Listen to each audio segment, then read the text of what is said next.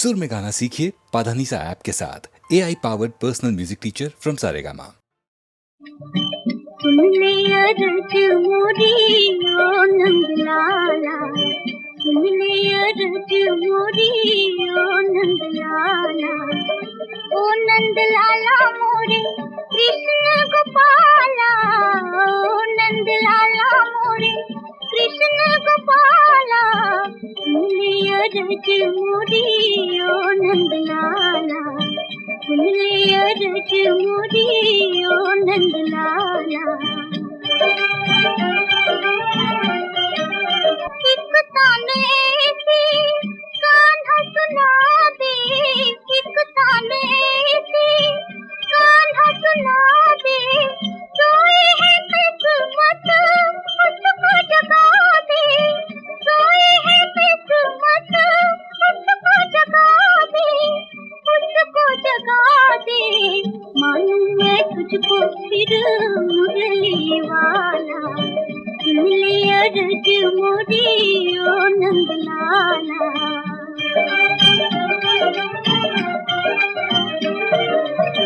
दर्द भरी है क्षमा मेरी कहानी, मेरी कहानी, दर्द भरी है क्षमा मेरी कहानी, मेरी कहानी, पानी में नैया, नैया में पानी, पानी में नैया, नैया में पानी, बन जा खेवैया नंदलाला, सुन ले अरज मोरी ओ नंदलाला।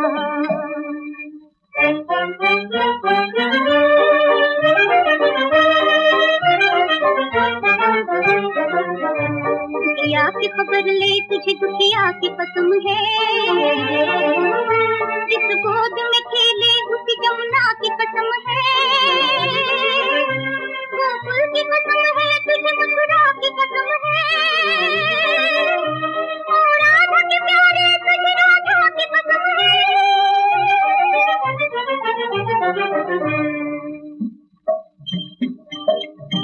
सुन ले अरज मोरी ओ नंदलाला, सुन ले अरज मोरी ओ नंदलाला, ओ नंदलाला मोरे कृष्ण गोपाला, ओ नंदलाला मोरे कृष्ण गोपाला, सुन ले अरज मोरी ओ नंदलाला, सुन ले अरज मोरी ओ नंदलाला, ओ नंदलाला, ओ नंदलाला, ओ नंदलाला, ओ नंदलाला, ओ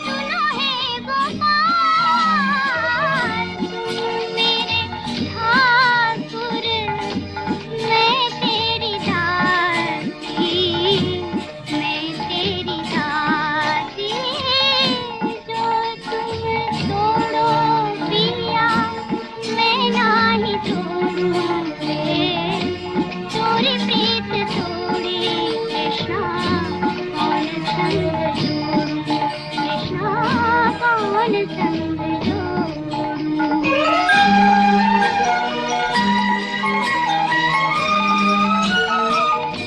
मीरा के प्रभु ब्रज के वासी, गिरधर हो,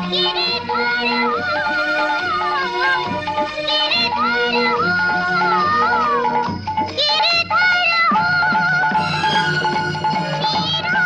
के प्रभु Girdhar,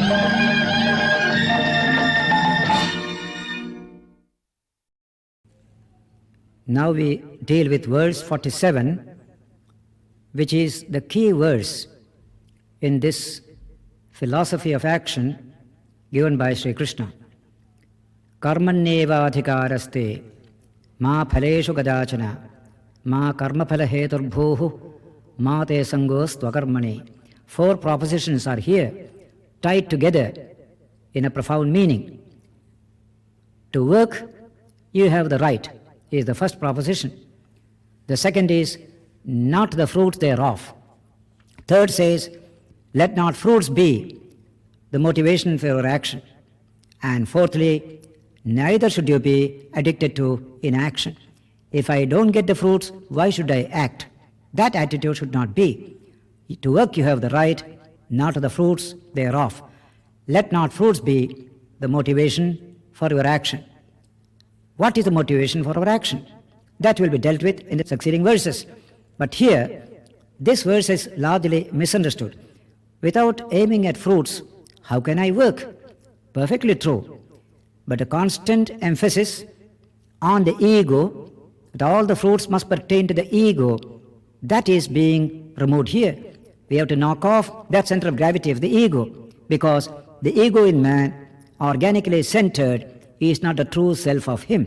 This is a profound truth taught in Vedanta, and I am glad to find that is emphasized in biology in this 20th century. In a famous book written by H.G. Wells, G.P. Wells and Julian Huxley over 50 years ago, with the title The Science of Life, which is a digest of modern biological knowledge, there is a section towards the end dealing with the philosophical implications of modern biology. There comes a discussion of the status of the ego in evolution. It's a remarkable statement. We see in the vast vista of cosmic evolution no datum called the ego. In the vast vista of organic evolution, you don't find anything like the ego. It is only at the human stage the ego appears, that too after a baby is over 2 or 2.5 years old. What a profound datum it is. Once the ego comes, man becomes powerful. He dominates all nature. If that is so, what is the meaning of this ego? What is its status in evolution? Is the discussion that's carried on in that book, Science of Life. This is the main theme in ancient Vedanta as well. I quote from that Science of Life. This ego in man may be one of nature's devices, a convenient, provisional delusion of considerable strategic value in evolution. It has a strategic value in evolution. It is a provisional delusion, not a final datum that is to come. That's a beautiful idea. The authors began that section with a very imaginative sentence. He says, they say, alone and in the silence of the night, and on a score of thoughtful occasions, we have demanded, can this self, this ego, which is so central to my universe, which is greedily possessive of the world, ever cease to be? Certainly, without this ego, this world has no meaning. And yet, every night when we go to sleep, this ego dies, and we do not know by what stages it creeps to an awareness of its own existence. That's a beautiful observation. The ego dies when you go to sleep. A waking man is well fed, he goes to sleep and he dreams he is hungry. If this ego was there, how could he dream so? The poor man dreams that he is wealthy. What kind of strange experience! All these various experiences taught the Hindus of ancient India to consider the ego exactly what science considers it today as a provisional delusion of considerable strategic value in evolution. The ego has come. It has given man a sense of power, a sense of strength, a sense of domination.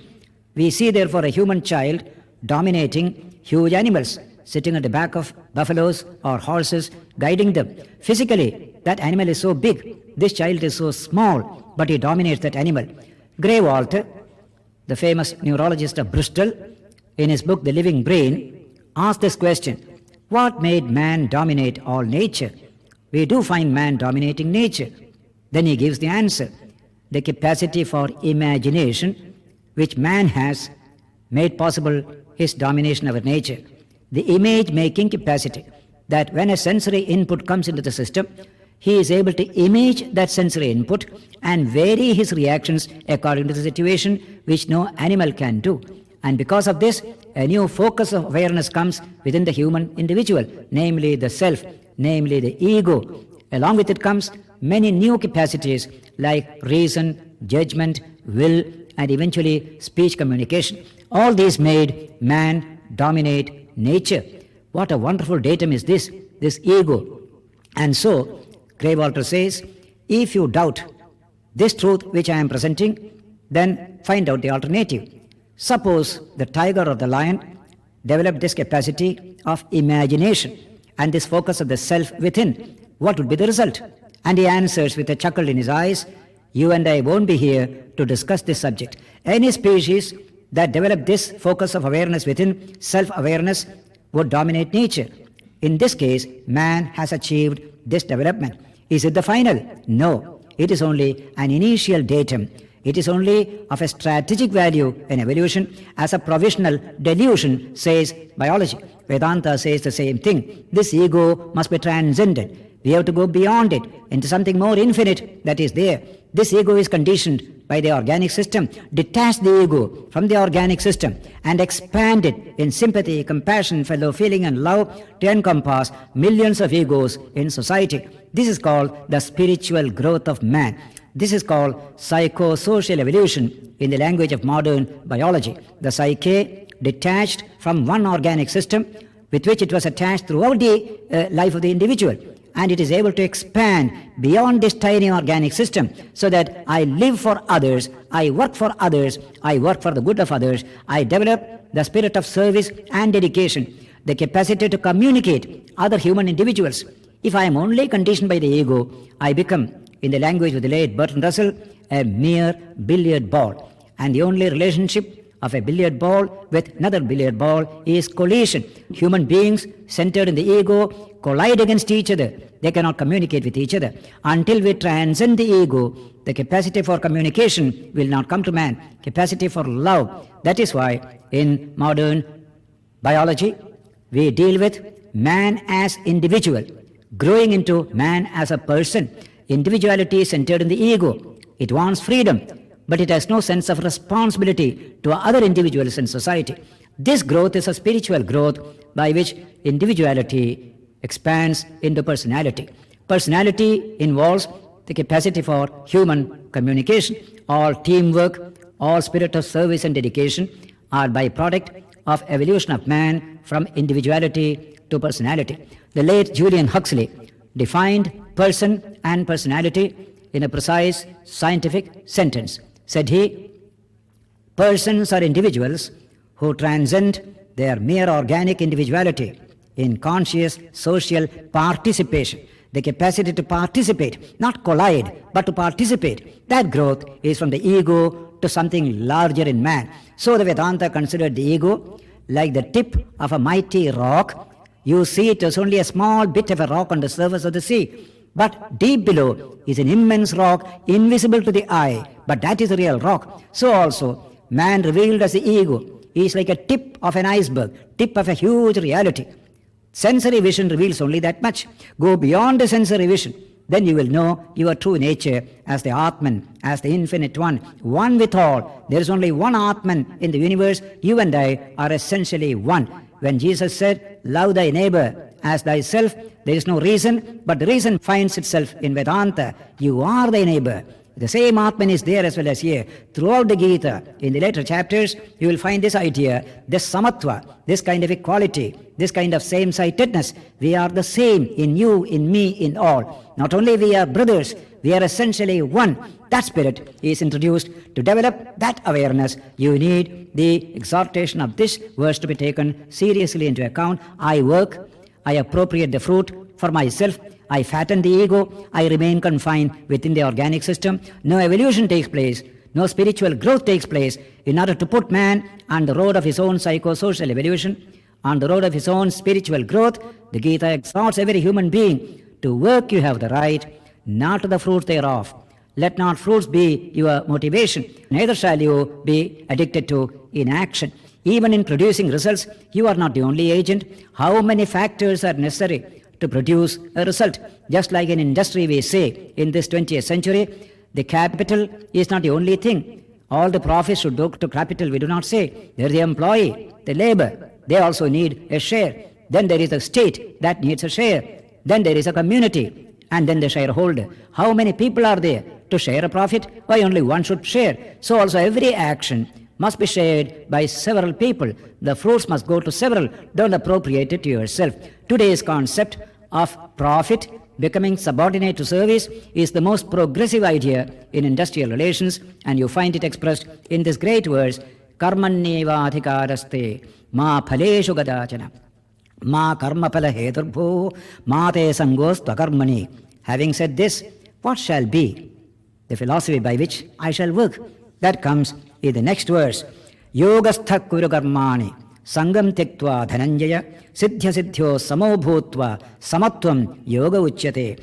Work from the point of view of yoga. Establish yourself in yoga. Then do your work. That's a beautiful idea. Yoga buddhi, he had said earlier. Develop that yoga buddhi. Then do your work. You will see it in its infinite dimension. Not a tiny thing. Work, get some profit, enjoy it, forget everything else. That kind of a tiny, contracted human being is not the ideal. An expansive human being who feels his oneness with all. How to develop that man? Krishna says, Yogastha kuru karmani. Perform actions established in yoga. Sangam tektva. Giving up attachment to this tiny ego within myself. Dhananjaya, siddhya siddhyo samo bhutva. Developing that equanimity as to success and failure. Then he gives a beautiful definition. One of the two definitions given in this chapter of what is yoga. What is yoga? He says, samatvam yoga uchyate. Equanimity is yoga. Evenness of mind is yoga. One of the profound definitions is given here in biology. In that same book which I referred to earlier, Gray Walter's The Living Brain, there is a beautiful statement of the French physiologist Claude Bernard. In that statement, Claude Bernard says, a fixed interior milieu is the condition for the free life. There is a calmness, there is an evenness within. Then only free life is possible. Now this is expanded by a famous British physiologist, Sir Joseph Barcroft. Gray Walter quotes him in that book, saying, nature has achieved a certain built-in equilibrium within the human body. It was not there in the early mammals. What is that? Thermostatic equilibrium. The bodily temperature remains constant, even though external temperature may vary. That's a wonderful mechanism. Nature evolved in later mammals, which made for the evolution of the higher brain in man.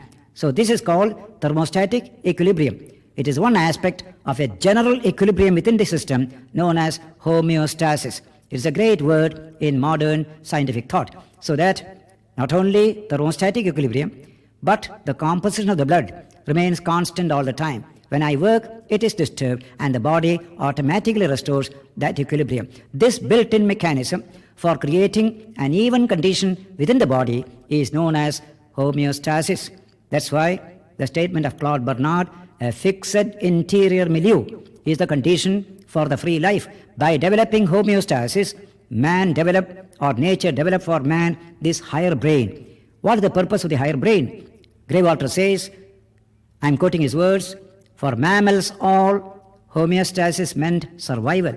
But for man it means emancipation. Man can become free. Because of this interior milieu, which is stabilized, we are able to release the higher brain for purposes greater than homeostasis itself, by relegating the menial tasks of the body, such as mere survival, to the old brain. Nature released the new brain in man for purposes greater than homeostasis itself, namely emancipation. Saying this, Greywater adds, this concept of homeostasis is not anything new. It is there in the ancient books of the world.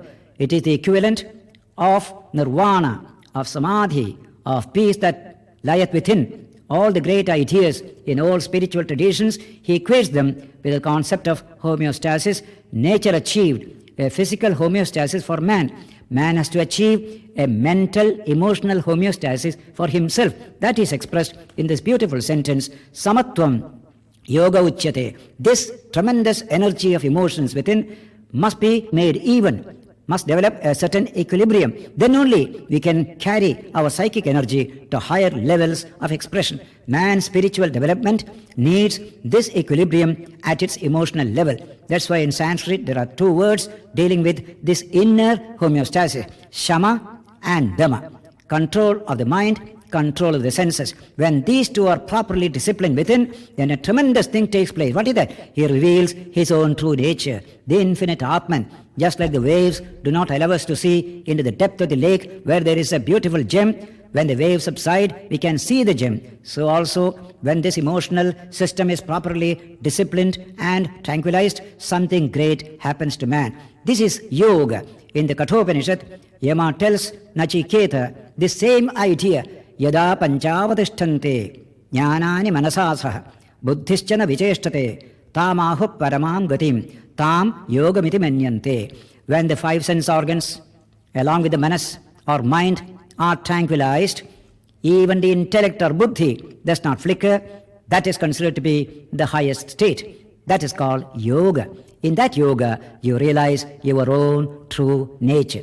The same idea is expressed in Patanjali's Yoga Sutras also. The mind exists in two states, in the scattered state, in the gathered state. When you gather the mind, what happens to you? You realize your own true nature as ever free. Tada drashtuh Sarupe avasthanam. In that state, the seer is established in his own true state. In all other states, he gets scattered and mixed up with everything else around him. So man must realize this state of his true being. Then when he enters into work, he is able to hold himself free. That kind of a disciplined work becomes possible, a work by which he will not be bound thereafter. That's why this inward penetration is necessary. From that point of view, when you work, work becomes your redemption.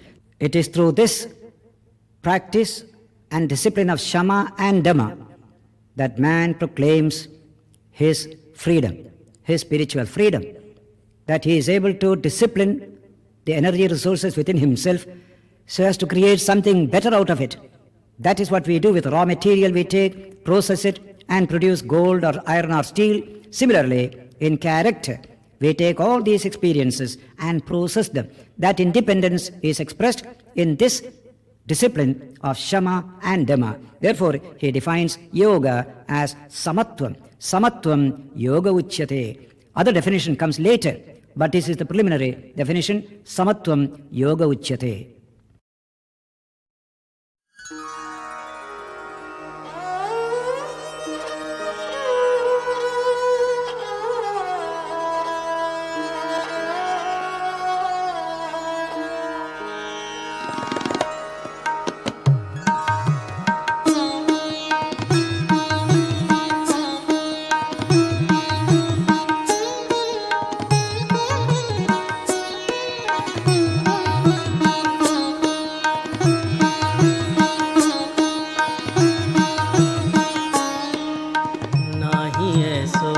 जन्म बारंबार नाही ऐसो जन्म बारंबार नाही ऐसो जन्म बारंबार। का जानू कछु पुण्य प्रगटे, का जानू कछु पुण्य प्रगटे, मानुषा अवतार। नाही ऐसो जन्म बारंबार, नाही ऐसो जन्म बारंबार।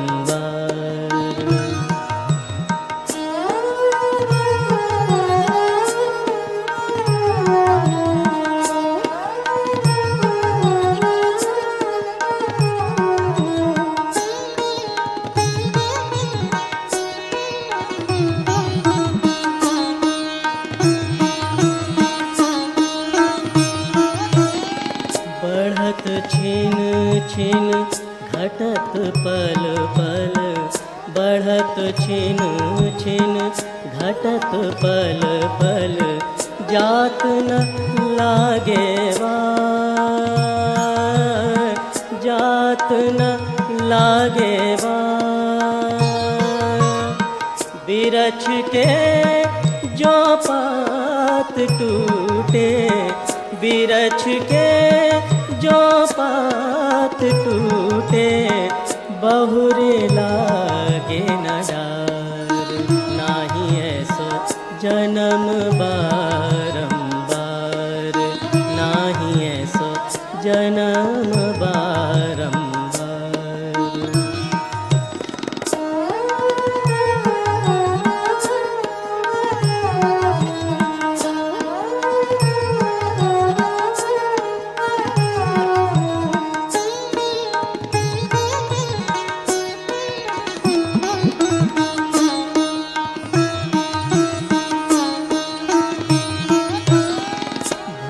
सागर अति जोर कहिए, भव सागर अति जोर कहिए, अनत ऊंडी धार, अनत ऊंडी धार।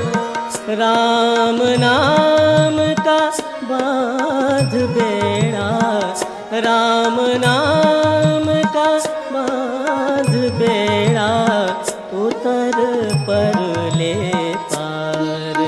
नाही ऐसो जन्म बारंबार, नाही ऐसो जन्म बारंबार।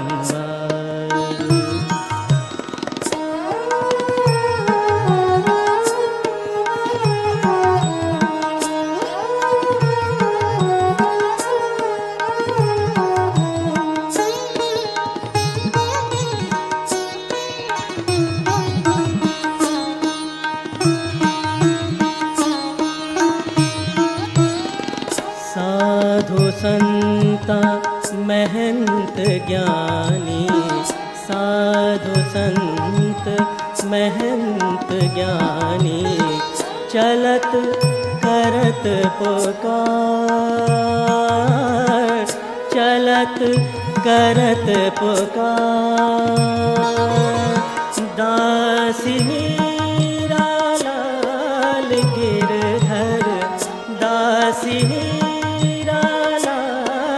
गिरधर, जीवना दिन चार। नाही ऐसो जन्म बारंबार, नाही ऐसो जन्म बारंबार। का जानू कछु पुण्य प्रगटे, का जानू कछु पुण्य प्रगटे, मानुषा अवतार। नाही ऐसो जन्म बारंबार, नाही ऐसो जन्म बारंबार, नाही ऐसो जन्म बारंबार।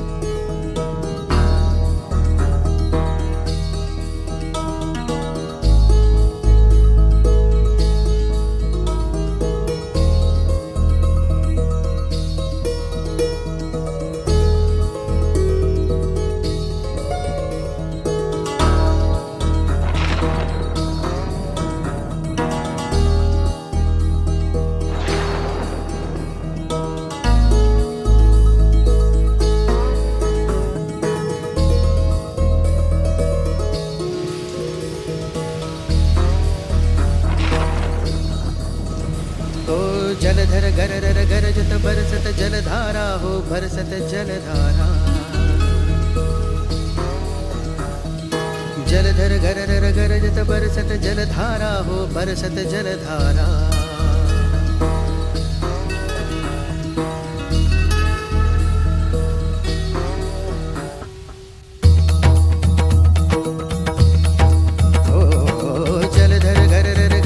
बरसत जलधारा हो बरसत जलधारा। जलधर गरर गरजत बरसत जलधारा हो बरसत जलधारा। धा धा जमुना दौड़त धा धा जमुना दौड़त तो तंदियारा। दमकत चालत चपला जुवती मतवारी हो जुवती मतवारी। मुरलीधर मन मोहन मुरलीधर मन मोहन तोरी बलहारी।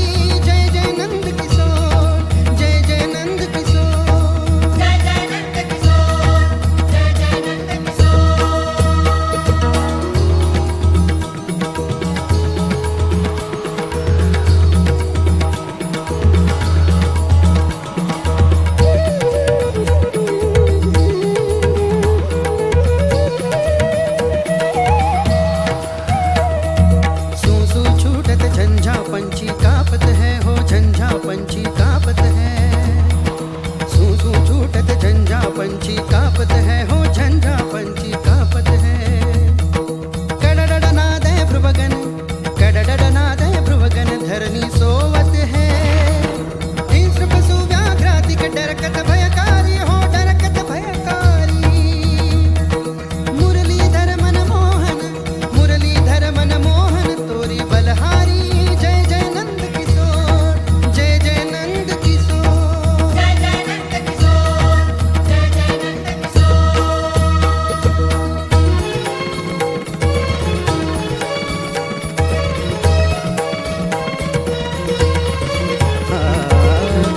बरसत रजनी बिंदु चंदा तारा हो बिंदु चंदा तारा। हाँ कज्जल बरसत रजनी बिंदु चंदा तारा हो बिंदु चंदा तारा। कज्जल नैना चमकत देखत चहोरा। बंसी नाद कहाँ से कुत है कंसारी हो कुत है कंसारी। मुरलीधर मन मोहन तोरी बलहारी। जय जय नंद किशोर जय जय नंद किशोर जय जय नंद किशोर जय जय नंद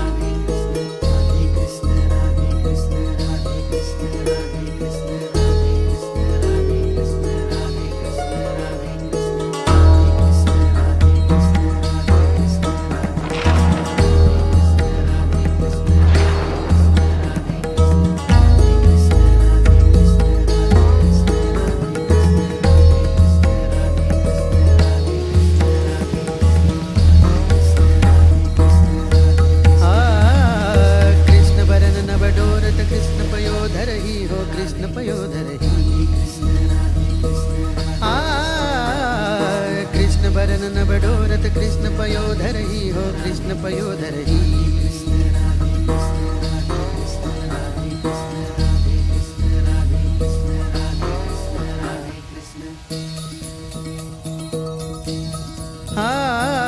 कृष्ण बरन नभ डोरत कृष्ण पयोधर ही हो कृष्ण पयोधर ही।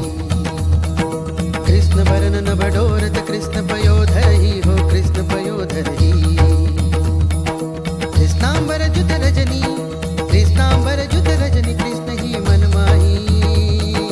कृष्ण मनोगण विहरिणी कृष्ण परम प्यारी हो कृष्ण परम प्यारी। हो मुरलीधर मन मोहन मुरलीधर मन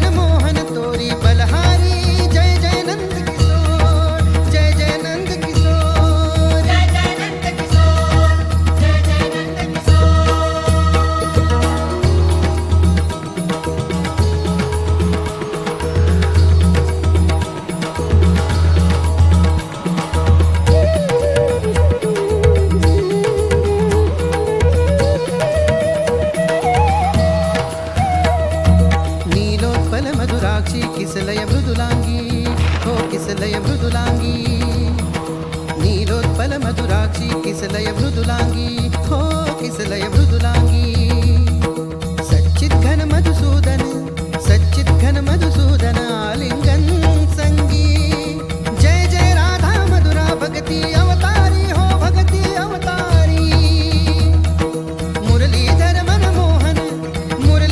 मन मोहन तोरी बलहारी जय जय नंद किशोर जय जय नंद किशोर जय जय नंद किशोर जय जय नंद किशोर जय जय नंद किशोर जय जय नंद किशोर जय जय नंद किशोर जय जय नंद किशोर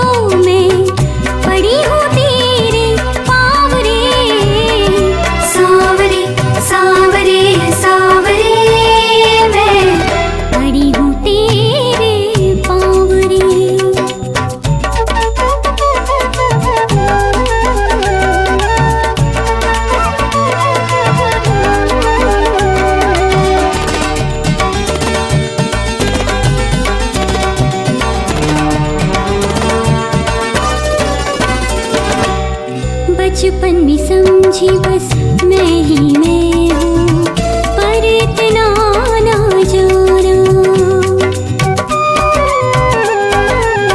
बचपन में समझी बस मैं ही मैं हूँ, पर इतना ना जाना। नहीं कोई ताकत विधाता भी मैं हूँ, धर्म कर्म ना माना।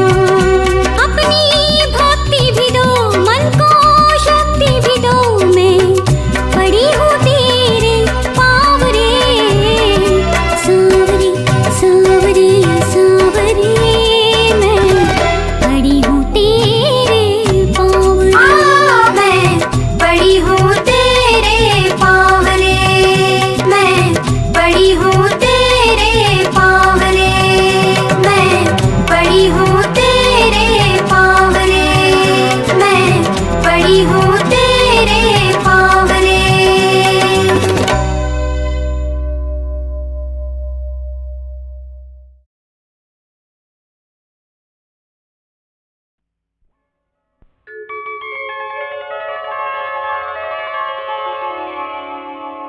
नैना अंतर आव तू, नैन झाँपे तो ही ले ना मैं देखूं और को, ना तो ही देखन देऊं।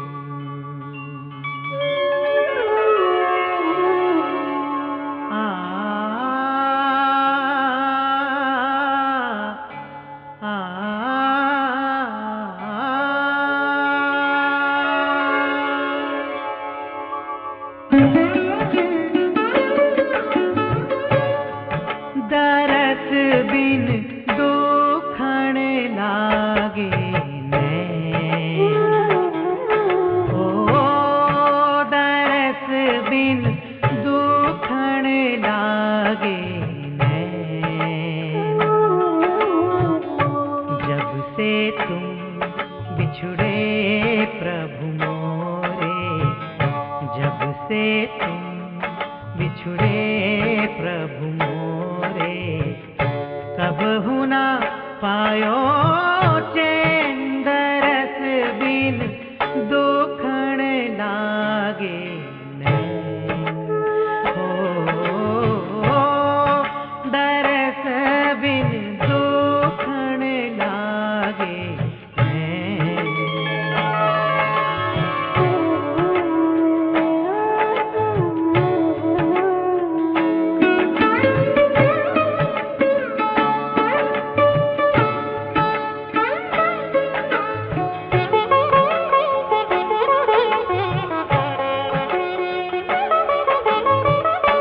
शब्द सुनत मेरी छतियाँ कांपे, मीठे लागे बैन।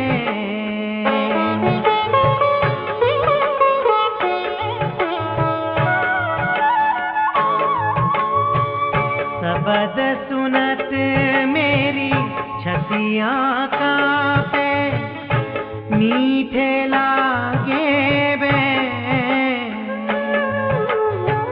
बिरह कथा कांसू कहूँ सजनी, बिरह कथा कांसू कहूँ सजनी। बह गई करवत ऐन, दरस बिन दुखण लागे नैन। ओ दरस बिन दुखण लागे नैन।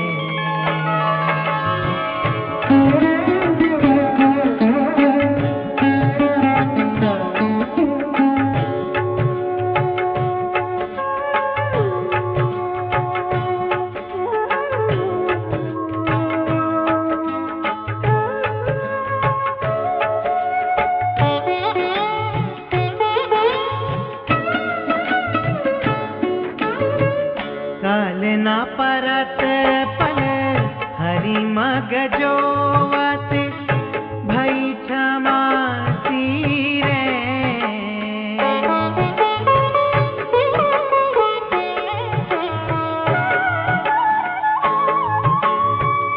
कल न परत पल हरि मग जोवत, भई क्षमा सीरे।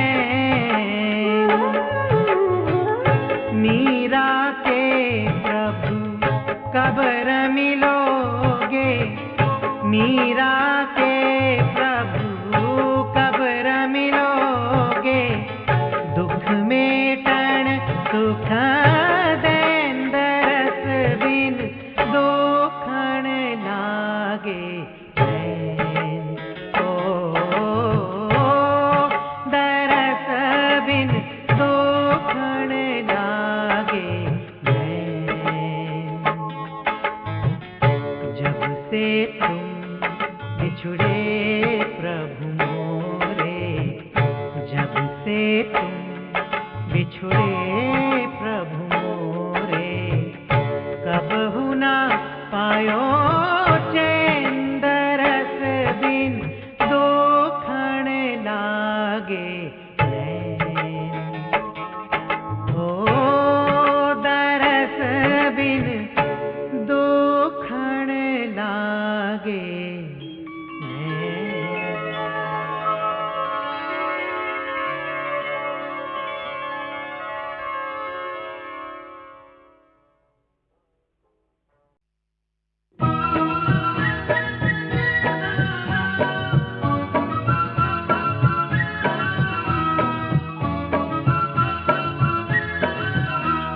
क्या कहूँ मैं कृष्ण कन्हैया का बालपन, क्या क्या कहूँ मैं कृष्ण कन्हैया का बालपन। ऐसा था बांसुरी के बजैया का बालपन और मधुपुरी नगर के बसैया का बालपन। मोहन स्वरूप नृत्य करैया का बालपन, बन बन के ग्वाल गई चरैया का बालपन। भक्तों सुनो, भक्तों सुनो, भक्तों सुनो, भक्तों सुनो।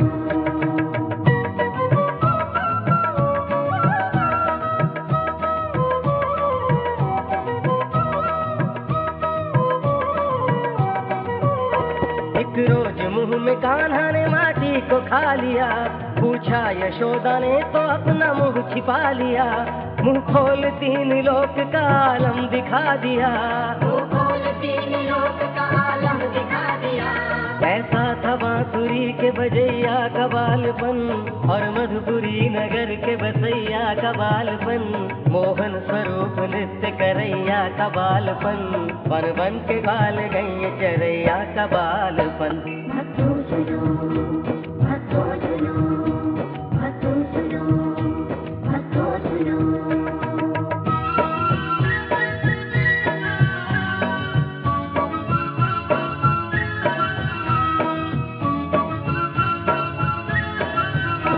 मैं घोटुओं पे उनका चलना बयां करूं, या उन्हीं की बात मुंह से निकलना बयां करूं, या गोदियों में उनका मचलना बयां करूं, ऐसा था बांसुरी के बजैया का बालपन और मधुपुरी नगर के बसैया का बालपन। मोहन स्वरूप नृत्य करैया का बालपन, बन बन के ग्वाल गई चरैया का बालपन। भक्तों सुनो, भक्तों सुनो, भक्तों सुनो, भक्तों सुनो।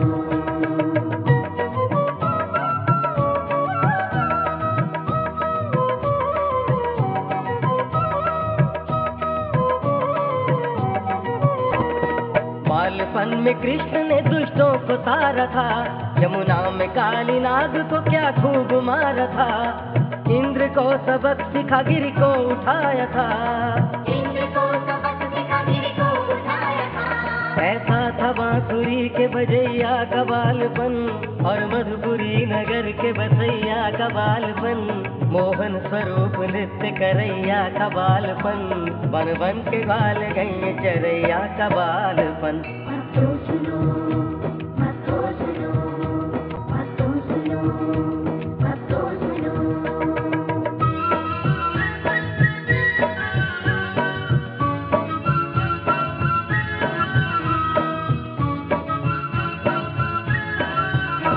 माखन के बहाने से सखी उनको लाती थी, जाहिर में उनको छेड़ती और गुल मचाती थी। पर्दे में कृष्ण के वे बलिहारी जाती थी, ऐसा था बांसुरी के बजैया का बालपन और मधुपुरी नगर के बसैया का बालपन। मोहन स्वरूप नृत्य करैया का बालपन, बन बन के ग्वाल गई चरैया का बालपन। भक्तों सुनो, भक्तों सुनो, भक्तों सुनो, भक्तों सुनो।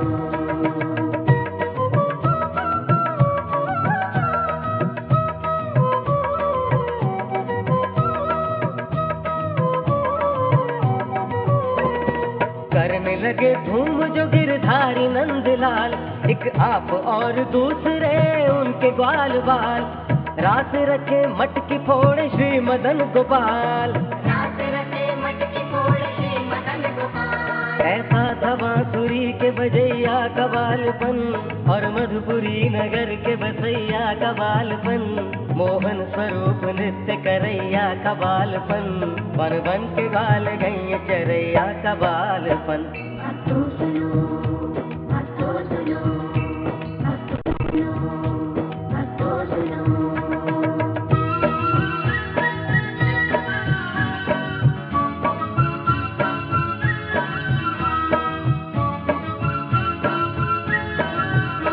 सब मिलके भक्तों कृष्ण मुरारी की बोलो जय, गोविंद कुंज छैल बिहारी की बोलो जय, तुम भी नजीर कृष्ण मुरारी की बोलो जय, तुम भी नजीर कृष्ण मुरारी की बोलो जय।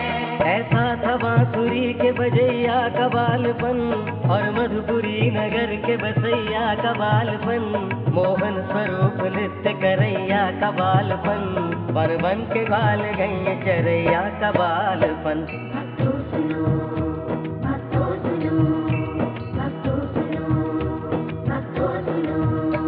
क्या क्या कहूँ मैं कृष्ण कन्हैया का बालपन, क्या क्या कहूँ मैं कृष्ण कन्हैया का बालपन। ऐसा था बांसुरी के बजैया का बालपन और मधुपुरी नगर के बसैया का बालपन, मोहन स्वरूप नृत्य करैया का बालपन, बन बन के गाल गई चरैया का बालपन।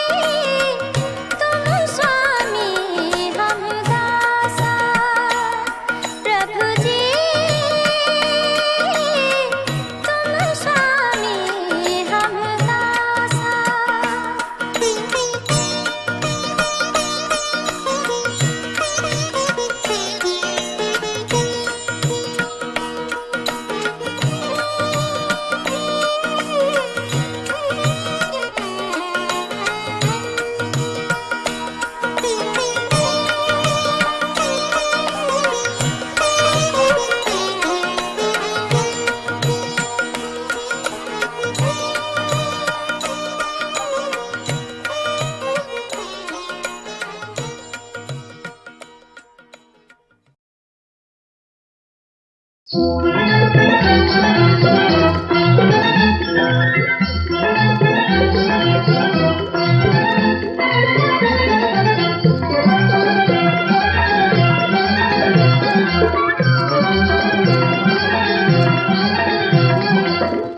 कार्तिक चोर आया, ब्रज कार्तिक चोर आया, नंद की चोर आया, नंद की चोर आया। डालो रंग डालो गोरी, डालो रंग डालो गोरी, काना चोर आया, नाना की चोर आया।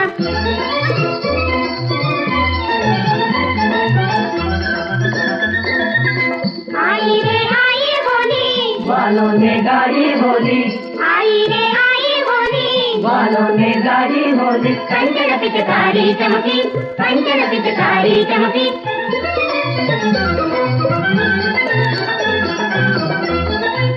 झमकी के सर की झोली, झमकी के सर की झोली।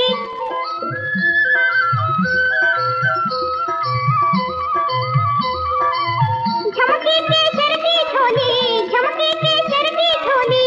आई रसवंती राधा, मधुबन का मोर आया, आई रसवंती राधा। मधुबन का मोर आया।